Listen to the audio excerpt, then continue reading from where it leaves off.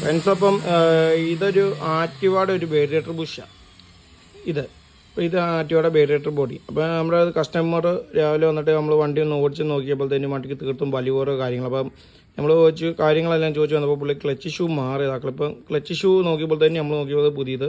അപ്പോൾ പിന്നെ അഴിച്ചു വന്ന് നോക്കിയപ്പോൾ തന്നെയാണ് വേരിയേറ്റർ ബോഡി. ഈ ബോഡി കണ്ടോ, ഈ ബോഡി ഇവിടെ വേരിയേറ്റർ ബുഷ് കിടക്കുന്നതിൻ്റെ ഇവിടെ എല്ലാം ഓവലായി കഴിയുമ്പോഴത്തേനും വണ്ടിക്ക് തീർത്തും വലിയ കുറവും. അതേ നമ്മൾ ഹൈഡിയിൽ നിർത്തുമ്പോൾ ഒരു സൗണ്ട് വ്യത്യാസമൊക്കെ വരും, അതായത് അടിക്കുന്ന സൗണ്ട് പോലെ. അപ്പം നമ്മളത് അയച്ചു നോക്കിയപ്പോഴത്തേനും ഇത് കണ്ടോ, ഇതാണ് വേരിയേറ്റർ ബുഷ്. ഈ ബുഷിൻ്റെ ഈ ഒരു ഭാഗങ്ങളെല്ലാം തേഞ്ഞ് തീർന്ന് നടക്കുക.